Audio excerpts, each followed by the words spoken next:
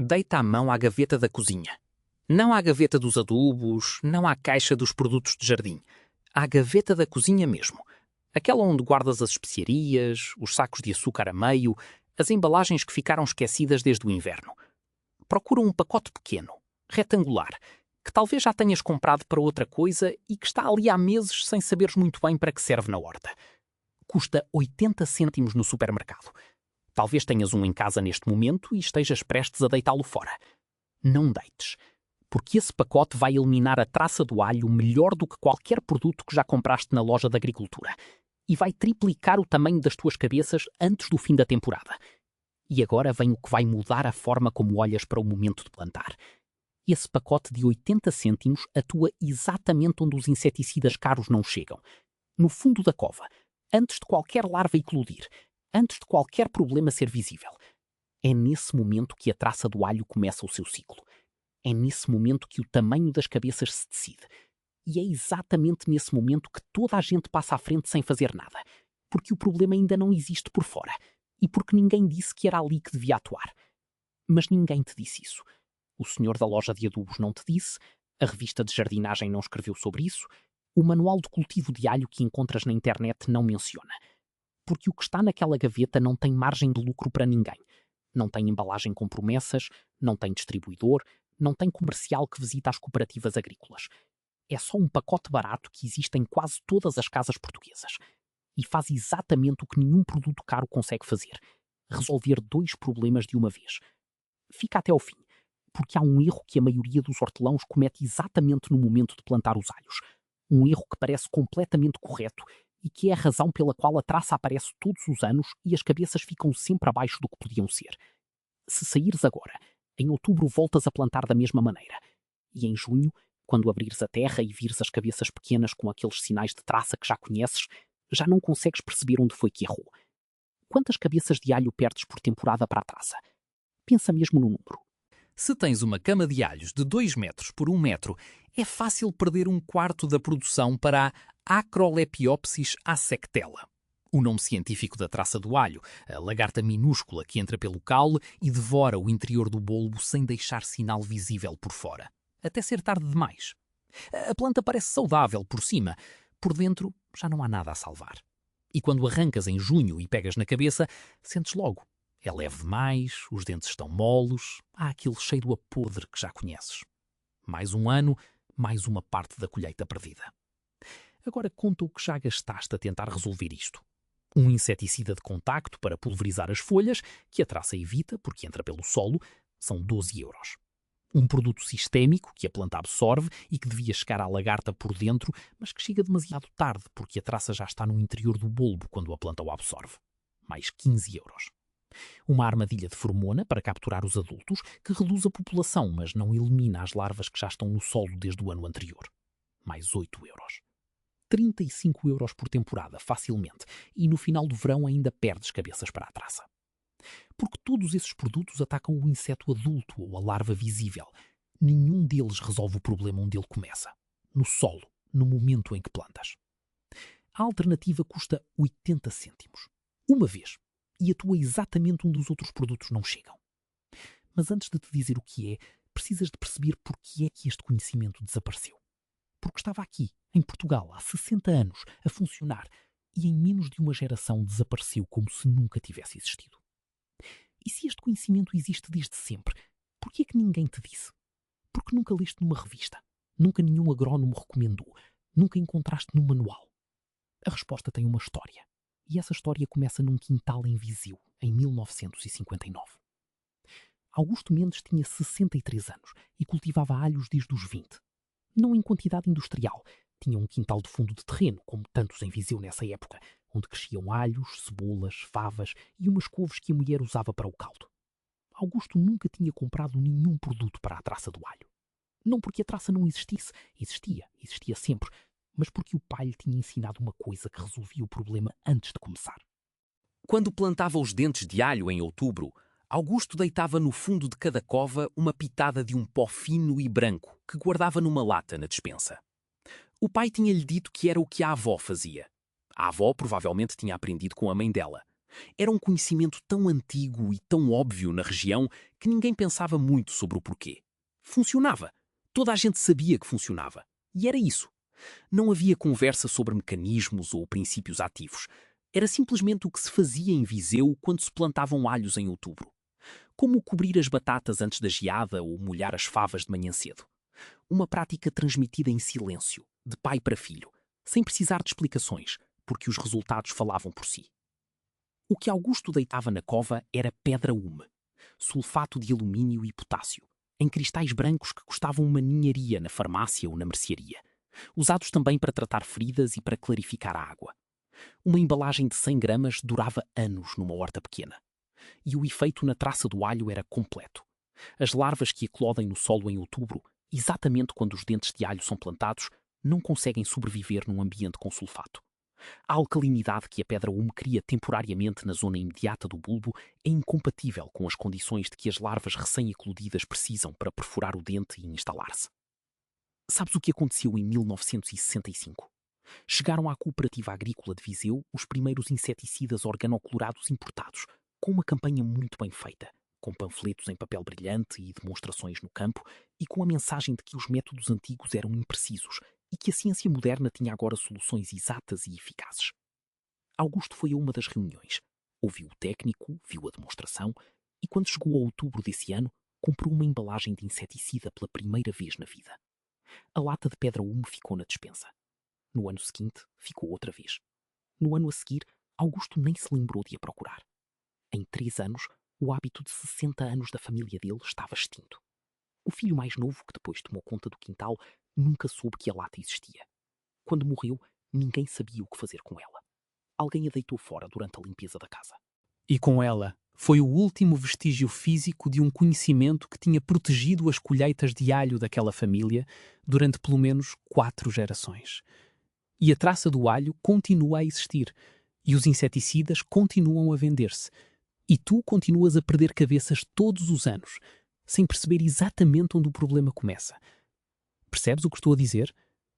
O Augusto Mendes sabia algo que funcionava há gerações, algo que custava quase nada e que resolvia o problema na origem.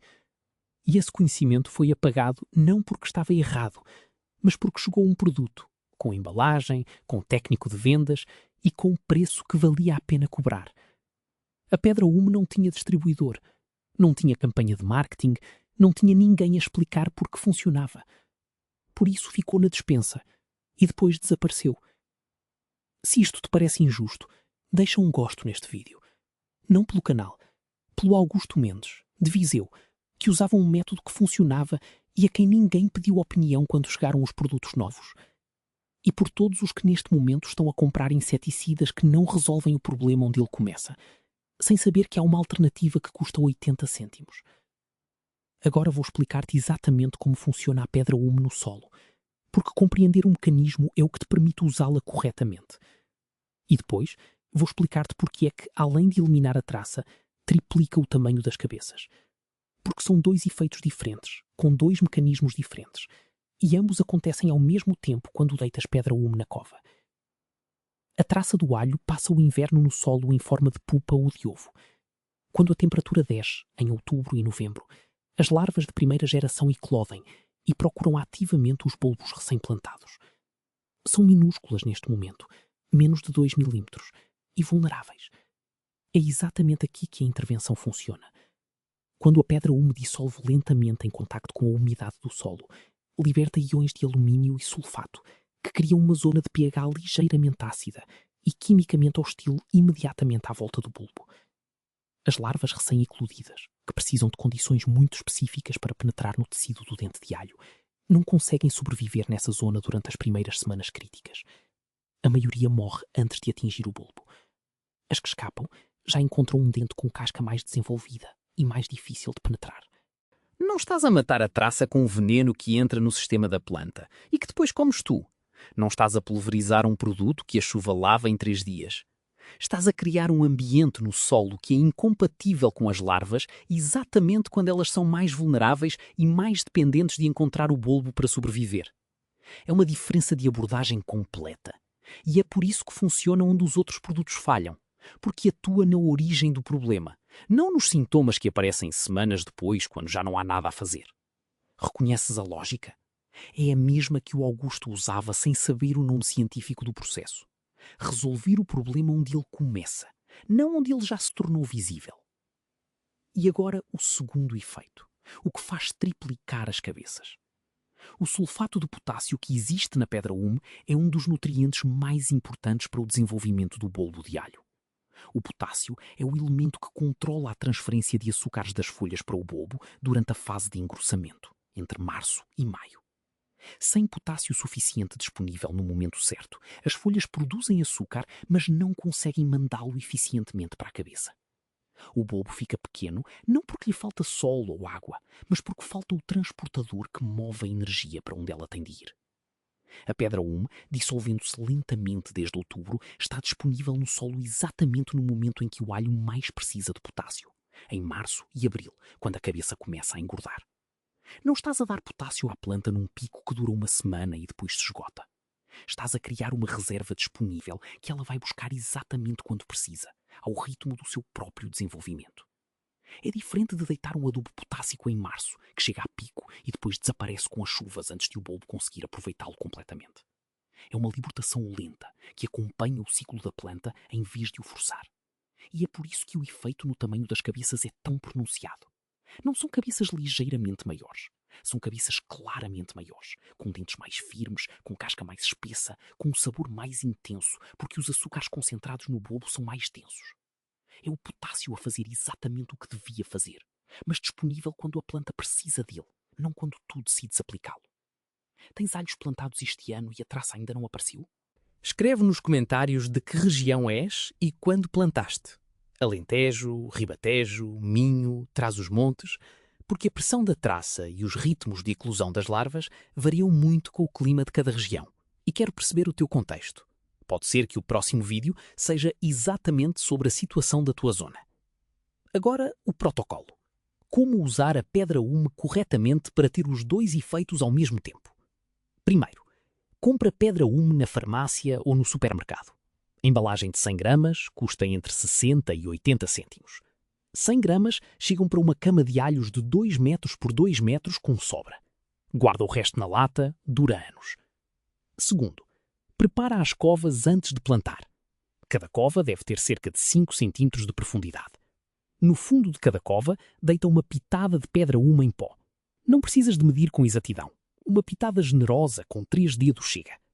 Depois, cobre com uma fina camada de terra, cerca de 1 centímetro, para que o dente de alho não entre em contacto direto com a pedra-ume. Contacto direto com a pedra-ume concentrada pode inibir a germinação do próprio dente.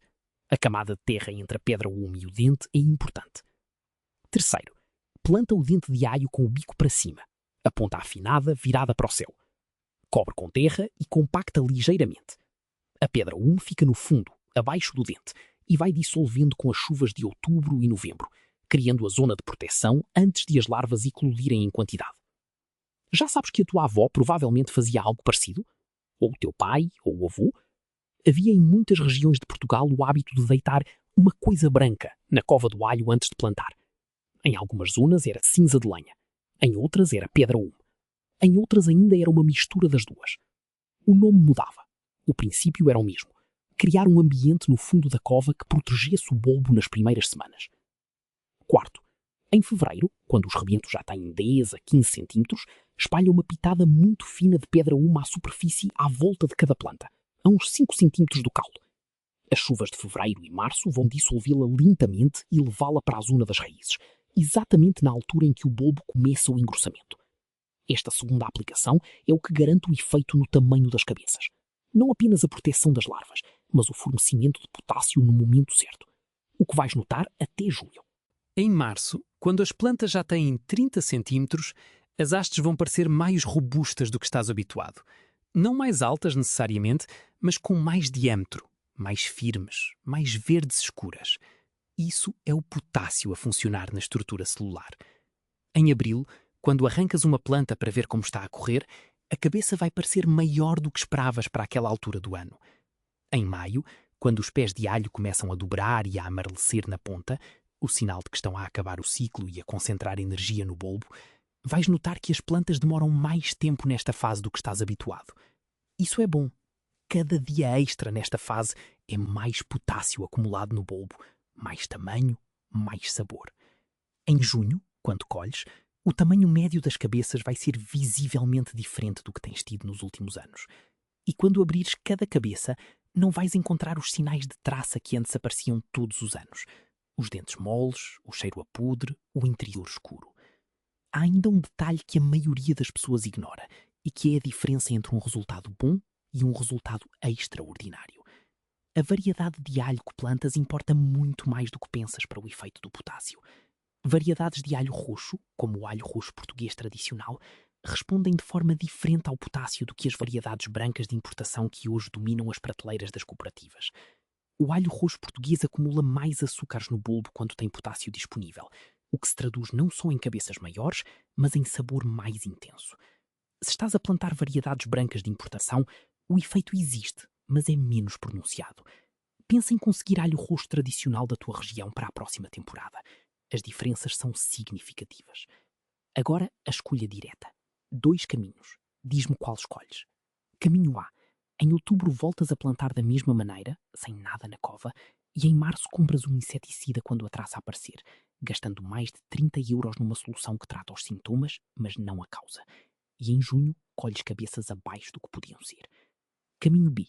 Compras uma embalagem de pedra 1 por 80 cêntimos, deitas uma pitada no fundo de cada cova antes de plantar, fazes uma segunda aplicação ligeira em fevereiro e deixas o potássio e o ambiente ácido fazerem o seu trabalho.